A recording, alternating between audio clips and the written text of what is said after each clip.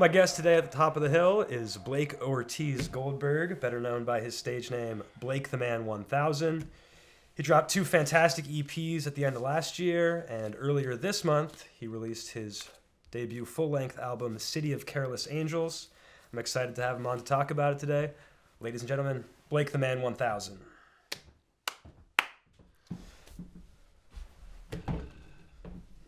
Blake, how we doing? Thanks for being here. Thanks for being here. Good. Thank you for having me. Album is 20 days old today. Wow. What's the response been like? How are you taking it all in? It's interesting because I didn't keep track of how many days. So that's kind of blowing my mind to think about. I don't know why. Does that feel like a lot or a little? It feels like a little. Ever since the album came out, I've been pretty busy. I worked as an AV technician in Vegas. I worked as an AV technician in San Diego. My brother came out to work the San Diego job, so I was doing stuff with him, and then I played the release show. So a lot has happened since the album came out. Oh, and then there's also Easter. Easter, a big holiday for you? Yeah, Easter's a big holiday for me. I'm a Christian. My family's Christian, so we got together, me and my cousins, aunt and uncle, and parents, had a good time. What was the best food at Easter? Best food at Easter? We went to a buffet, and they had like crab claws, and the crab claws were amazing. All right. Now on the new album, City of Careless Angels, that title I assume has a reference to Los Angeles within it, and then on that you've got Candy Apple Red, Dodger Blue. You got Temple City, and in Temple City, that's a neighborhood in the Valley. You obviously shout out Silver Lake, the house in Silver Lake, and that. Kind of, what does LA mean to this album? Did you come up with most of this while in LA? I know you're an LA guy. Yeah, I'm originally from Southern California and have lived in different parts of LA County and Orange County. The album, a lot of it I wrote living in New York, which I lived in New York for 7 years, and then I moved back here about 2 years ago. About half of it I wrote here. I never thought about it too much. It kind of just kept happening because I was referencing details from my life. If I remember correctly, we made the album art before I had named the album. And that's up at Griffith Observatory, right? It's up at Griffith, yeah. There was a little bit, too, of being like, I like these songs. I like this image. What could they be called collectively? And that's where I landed. It's a reference also to a John Frusciante song, Anne, where he says, there's so many careless angels responsible for me. You can relate to that line in ways? I'm sure everyone could. Yeah. I ask about that because, it seems some of those earlier hyperpop tracks of yours, Ibuprofen, Dean Kissick, City Bike, you're heavily referencing New York City in those songs. So you're in New York City for 7 years. What inspired the move back home to Southern California? I love New York, and I always knew when I was living there that at some point I would move back to Los Angeles. There's a lot of opportunities to work as a musician here. And then my whole family on my mom's side, dad's side, stepdad's side, everyone lives here. So I knew I would move back at some point. Like I said earlier, just organically I end up writing about things here more just because I'm around them. I'm pretty unlikely to write a lyric about New York now, since I haven't lived there for a couple of years. New York City Easters weren't as much fun? When I lived in New York, I would... a lot of my work was as an AV technician for houses of worship, both synagogues and churches. And so typically Easter would be a pretty busy work day for me. Okay. We would rent a bigger venue. I would be involved with a more extensive AV setup, sometimes even preparing like the night or week before. Yeah, there was 1 year where I did all that, and then me, my brother, and my stepsister, and then our friend Julie, we went to this bar in Williamsburg that's one of my favorite bars in New York called Turkey's Nest.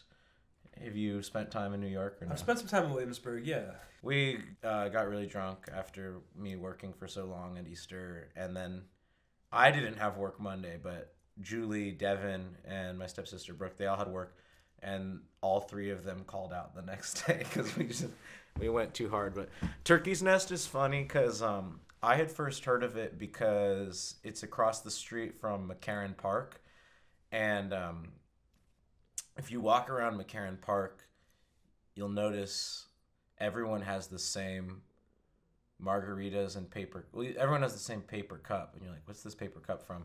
They used to have to-go margaritas, Okay. and people would all take them to the park. And they have a pool table, which I like to play pool. And the pool table's really uneven, which is makes for a fun challenge in a different way. You feel like you get to know the table a little more, beat people who haven't played on it. Home field advantage for you there. Yeah. When I play pool, I don't have a delicate touch, but I'm good at like hardball pool, where you're like hitting them real good. You want Blake on the break. Yeah, like if it's an uneven pool table, I'm more likely to win because I am good at like getting some bullshit to drop. Yeah, exactly. So anyway, I like Turkey's Nest because I do well on that type of table. Okay.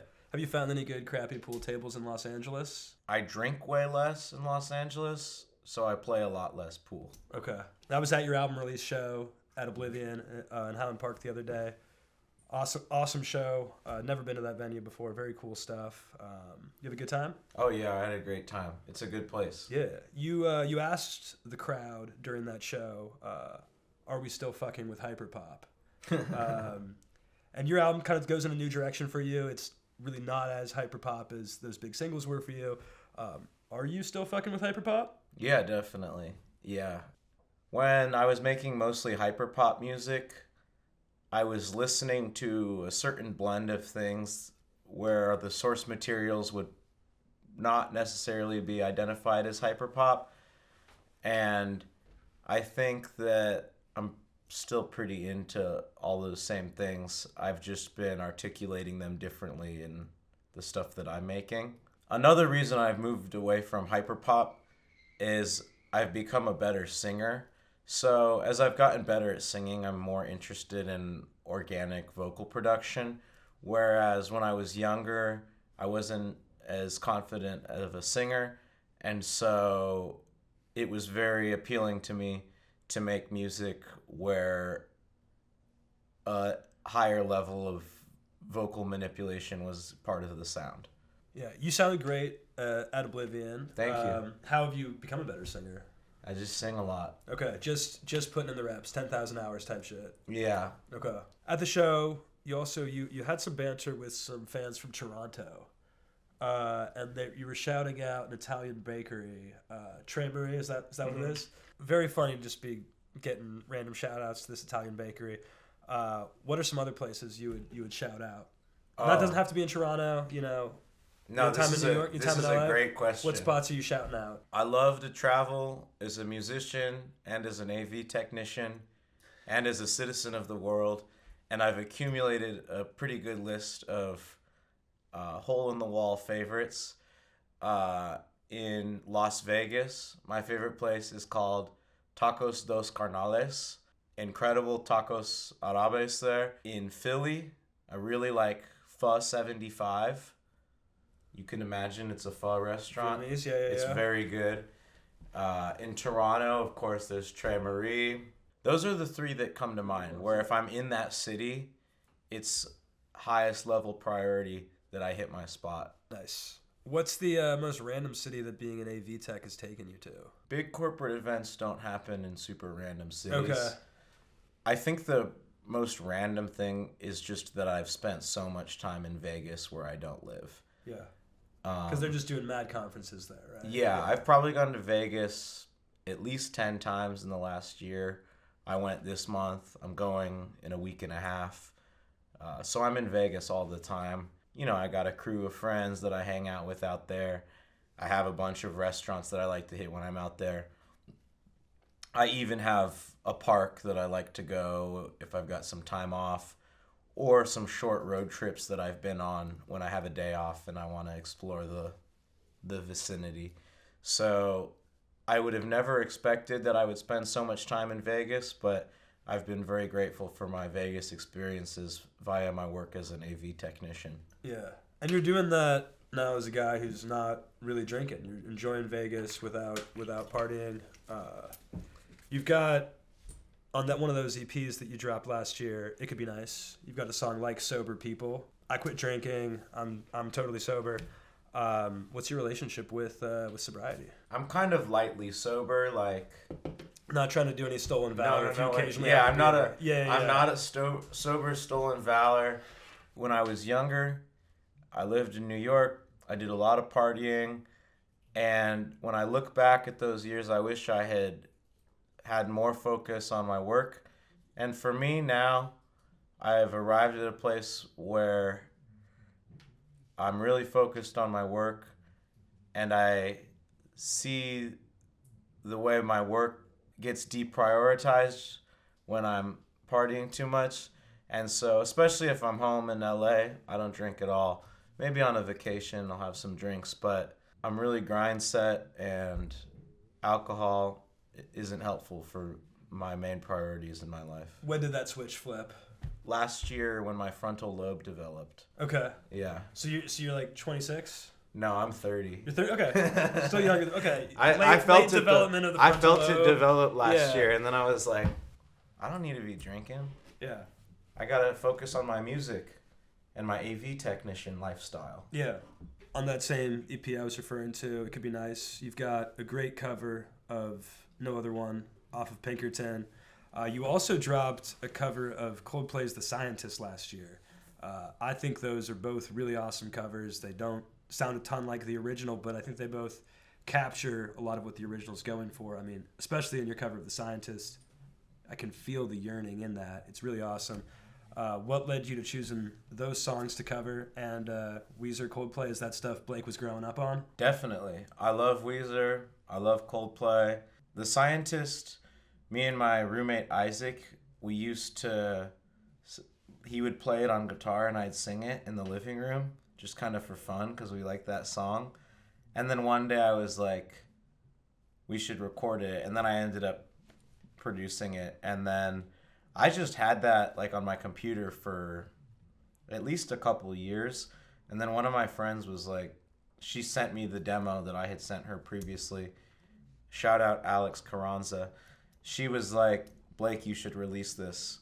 And I was like, oh, that seems reasonable. And I'm glad I released it because a lot of people seem to enjoy it. I enjoy it. Yeah, it's fantastic. The Weezer cover happened way less organically. I had put out that mixtape, and then I was like, oh, I should do another EP before my album. And I kind of had some songs, and I was like, well, I should put another song on there. And then I was like, well, I've been wanting to cover No Other One by Weezer because that was when I was starting to get better at singing really soft, and I was like, this is a good song to sing soft. Showcase that new talent. Yeah. My girl,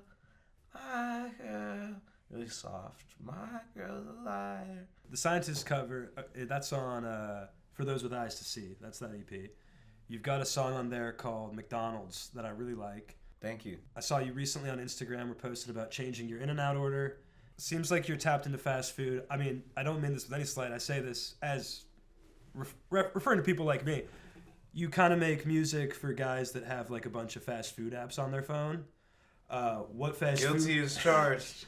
What fast food apps are on that phone? Yeah. I'm glad you asked. I'm a huge Dodgers fan.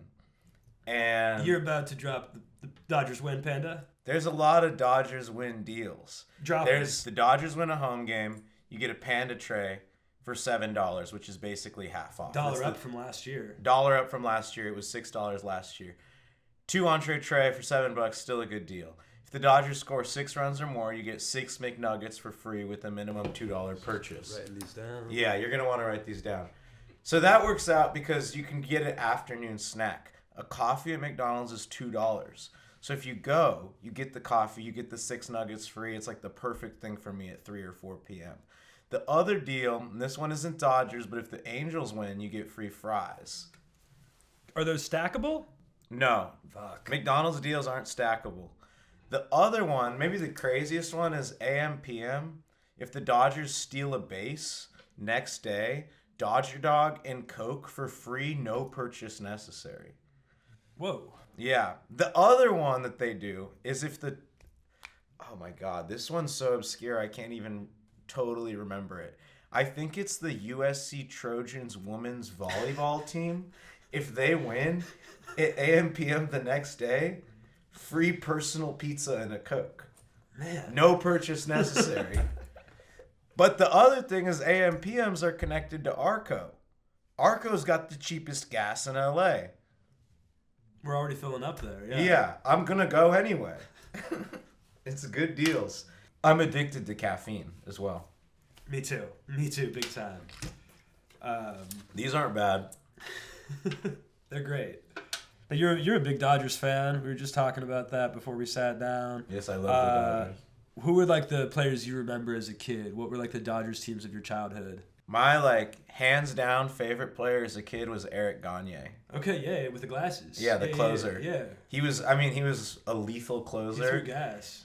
There's something just like badass about a closer too. Like it's cool that you're like this like elite sniper who comes in for 1 or 2 innings and just shuts it out. Like cold killer. Yeah, it's a really cool archetype of a player. And then to have like the glasses, it's just like that was the coolest guy to me. All right, so I was gonna ask you what your walk-up song would be as a hitter, but I'll ask instead, if you're coming in to close out a game, what song are they playing before Blake takes the field to pitch that 9th inning? Right. So setting the stage, it's my dream job. I'm the Dodgers closer. Probably like a World Series situation here because I'm on the Dodgers. And I'm coming out. I'm the assassin. I'm finishing the game. I want a song that plays into that kind of dark assassin character that I would embody as the Dodgers closer. The song's going to be The Hills by the Weeknd. Okay, yeah. That's a fun one. It's kind of a creepy song. Yeah, I'm like kind of like brooding. I'm sexy. Like I'm like in my uniform. I probably would have a la Eric Gagne. I'd have some like weird kind of like matrixy glasses. Okay, yeah. Also, I'm the type of player where I'd have a bunch of weird armbands and shit. Yeah. That have like the appearance of some like utilitarian, function. I come up, the Hills is playing, I get on the mound, 3 and out. Yeah. Immaculate inning right there. Yeah, that's really my dream. Because that's not happening, I'm a musician. But in a scenario where that were an option, music's off the table. Musician, AV Tech, Dodgers closer. I would throw it all away. Music, AV Tech, Dodgers closer. But it didn't work out, so I'm pursuing this career as an indie musician and corporate AV technician. People can go see it on your Instagram. You got a very cool Dodgers jersey with the number 1000 on it. I hope that if you were pitching, they'd let you rock the number 1000. Yeah, I have a feeling it wouldn't be allowed. Now, the name Blaketheman1000, you've been posting music under that name for close to a decade, like eight years or so, right? Mm-hmm. How do we get to the name Blake the Man 1000? Obviously, the Blake part I get, but how do we get to the Man 1000? I have no idea. I was younger. I made it as like my Instagram handle. To the undeveloped 19-year-old brain, yeah, it made perfect sense. And the 30-year-old brain is left to wonder why. Well, how long are you rocking with the name before you get the 1000 tattooed across the navel? Oh, that's a good question. Because that's a cool tattoo. You can't do that after you've been Blake the Man 1000 for like a week. You probably had it for a while at that point. So when do you get that tat? I think I probably came up with the name when I was 17. And then I probably got the tattoo when I was 23-ish. And a fun note about the tattoo, I got the tattoo from O.P. Ortiz, who is the well-known artist behind Sublime's album art and Bradley Knowles' Sublime back tat. Okay. So that was why I love Sublime, and it was like, well, I should get the 1000 tattoo from the guy who put the Sublime tattoo on Sublime Guy. I take a great pride in that. I love the tattoo. I've never regretted it for even a day. You shouldn't. It's very cool. Zoran Mamdani shouted you out in that Pitchfork article, City Bike. Was that a cool moment for you? Definitely. I really like Zoran's politics. The funny thing, though, is that it all happened kind of right after I moved back to LA after living in New York for 7 years. It was a moment where I had FOMO for my old life. I was like, damn, it'd be cool to be in New York while this incredibly cool politician is having this historic campaign, which he ended up winning. Breaking news at the top of the hill. Yeah. Alas, I am in Karen Bass land. Yeah, what Blake the Man song would Karen Bass shout out? I mean, maybe Temple City. That would be one that's directly related to her jurisdiction. Yeah. So Eric Adams could have shouted out, "I want more money." Yeah, he and I both. Now that's a cool song, "I Want More Money." You work with Chloe Cherry on that one. I think that's her only song on Spotify. How did you get to working on a song with Chloe? We became friends a few years ago. She posted Pixies on TikTok, and then a mutual friend introduced us, and then we just, we hang out, and one time we just ended up making music, and it was a fun thing. But she makes a lot more music than anyone knows. So okay.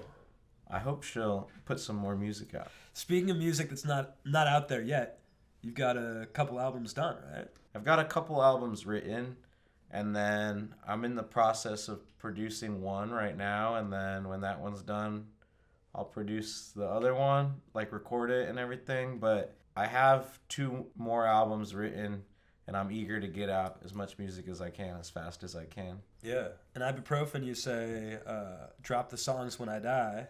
If you died right now, how many songs would your loved ones be able to drop? I've thought about, I should probably make a more specific list so they know which ones I actually would want. Yeah, because there's some some where I'd be like, no. I don't know, maybe 50 wow. songs okay. that I would probably want out. But I have plans to release them while I'm alive. And then the thing I always say is, I'm like, hypothetically, I would like to eventually just be making unlistenable electronic music that has no vocal hooks and stuff. So hopefully by the time I die, the music I'm making isn't really worth hearing. Why do you want to put out stuff that's unlistenable? I don't think I'm running out of songs, but if I put out too many songs at a certain point, it's kind of like I'm doing the same thing or something. Like a good example is John Frusciante of the Red Hot Chili Peppers. Wrote these incredible pop rock songs with this band. Wrote some incredible pop rock songs as a solo artist. And then in later stages of life has moved into experimental type of music where he's doing a lot of electronic stuff or just instrumental stuff. And as a fan of him, to me, it's interesting to kind of hear it all. And my current discography does not deviate much from the pop rock of it, and it would be fun for me to branch out, but for the time being I want to make I like making songs people can sing along to, but I'm interested to make songs people can't sing along to eventually. Your Instagram bio, you've got Proverbs 4:23. Do you know Proverbs 4:23? Yeah. Above all else, guard your heart, for everything you do flows from it. Yeah, you got it. Yeah, I had it written down in case. What does that mean to you? What does that verse mean to you? It's my mom's favorite verse. And to me, it's important because I'm a very spiritual person. And I think that the word spiritual, people overthink it. But really, to me, what it means to be a spiritual person is I think about the way I'm feeling. I think about the way other people around me are feeling. And it's important to me. And so to me, the instruction to guard your heart, it's really I don't want my spirit to be corrupted by hate or anger or negativity. and I want to share that protective energy with people around me, because I just like feeling good. I like being in a room where people feel good. And so when I do feel hate or anger, it's important to address that within me. And then when in a relationship, if I feel hate or anger or distrust, it's important to address that in the relationship so that the collective spirit stays high. No, I like that. You're a very positive person. At your show the other night, you repeated a couple times, "I'm the happiest person here tonight." Yeah, you clearly have a lot of gratitude, and that's very cool to see. Thanks. I haven't always been so grateful, but it's something you can learn.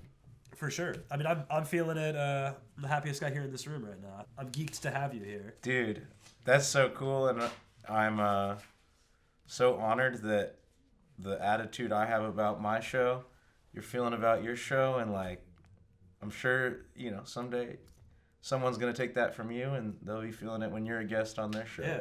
It's a daisy chain of gratitude. Hell yeah. What rapper would you be most psyched if you just logged online one day and boom, this guy sampled, or this girl sampled a Blake the Man track, and they're rapping over it, they're doing the thing. Who would you be the absolute most geeked to hear that? I'm going to say Young Thug. I talked to your Uncle Scott briefly at the show. He was telling me you were musical from a very young age. I think you had a grandparent you used to do music with. That's what he was telling me. Yeah, my grandpa, the one in Temple City, I say, he writes songs about Jesus. That grandpa, he bought me my first guitar and taught me how to play guitar. And he does write songs about Jesus, and he showed me, how to write songs, stuff. So... I learned it all from my grandpa. That's very cool. What part of LA are you in these days? I live in Koreatown. Okay. Yeah, not too far. Yeah, where are you going out in K-Town? What's the spot in K-Town these days? Previously, if I wanted like a drink, I'd go to the Prince or HMS Bounty. Okay. And I will still go to one of those if I'm with people who want to get a drink, and I'll have a Coke. Or like I do go to HMS Bounty to eat. Okay. Have you been there? No, we've got some friends that have been trying to drag me there for a while. I gave a knowing look to Luka when you mentioned it. Luka likes HMS Bounty? Either of us have been. We have some friends who've been trying to drag us there. It's good. It's good. Now, down in Koreatown, I'm going to go back. Earlier, you were appreciating crappy pool tables. You ever go to Monte Carlo?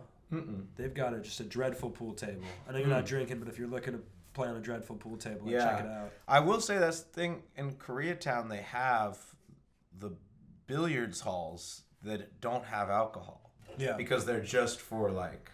They're for the heads. They're for the heads. I've always wanted to be the guy when you're like at a bar who's like, I got next game, and then he comes up and he like puts on a glove and then starts building his stick. I think that's like so badass. But obviously I don't want to be the guy that bad, because I would have done it by now. I'm like 30. Get a glove. Yeah. It could have happened at any point in the last 10 years, but who knows? Maybe soon. Now, I think we're nearing the end of this. You mentioned earlier I'm coming on a talk show. It's all about clips these days. To get a good social media clip, do you want to say anything absolutely insane? Let me think. You pick fights with some group of people. You could... It's hard for me to get clips because I'm of such mild thought. You're like a kind, fairly peaceful person. I mean, some of the music's a little chaotic, but you don't want to just like disenfranchise a group of people by saying something absolutely insane on a talk show. Yeah, I guess I would say crazy things about Padres fans. Okay, well, yeah. Not actually. No, you can actually do it. My the funny thing that came up with the Padres recently, me and my brother were in San Diego, and we were like kind of craving Panda Express, and we were like, did they do a deal if the Padres win? And then my brother, he was like, I wouldn't be willing to type in the code Padres win, even if it meant having a discounted meal at Panda Express. But would you? It just depends, like what part of the season we're in and how my finances are looking. Late season, I have a lot of money, no way. Yeah. Early season and I'm broke, yeah. Obviously I'm gonna do it. What if the Dodgers have won the division? And it's a late season game. Yeah, the Dodgers 100%. If the Dodgers have won the division, I will use code Padres win, even in LA. Yeah. I would be willing to do it. Yeah. Okay, let me think of clip things. Oh, I guess I could say the thing I was saying. Yeah, give me one more social media clip. Let's get crazy. This is my clip content. When I first started coming on podcasts in 2021, most podcasts didn't even have video. And it was kind of this thing where I'd go on, it'd go up, and then I'd see followers kind of trickle in because their listeners, thought I was cool, followed me. And now, in 2026, I can feel a tangible difference where it's really about clip game. And I have to shout out my friend Ivy Woke is like the LeBron of getting clips. Do you know Ivy? Yeah. She's so good. And I think that sometimes people will discredit her and be like, well, she's just saying controversial stuff. She's not really saying controversial stuff.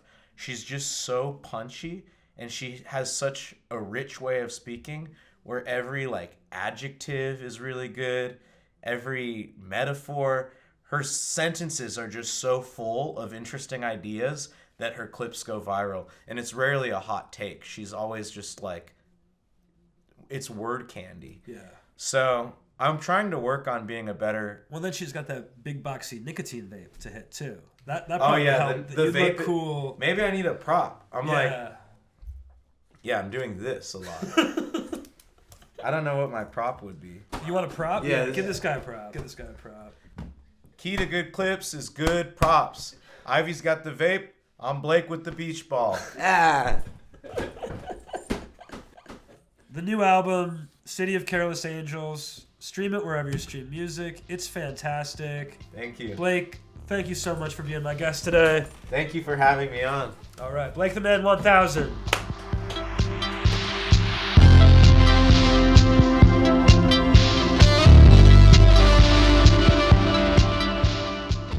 Let's see some of that ink. Yes, I have a bunch of good tattoos. Of course, there's the one we talked about earlier, 1000. It's for Blaketheman1000. On the leg here, we got Mickey Mouse. Way back here, we got Hello Kitty in the Dodger uniform. On my chest, I have Spike from Needles, which is Snoopy's brother, who my grandma says looks like my brother. Miami, I love Miami. There's some on my leg, but there's a bunch here. We'll leave those ones behind the paywall. Yeah, the behind the paywall.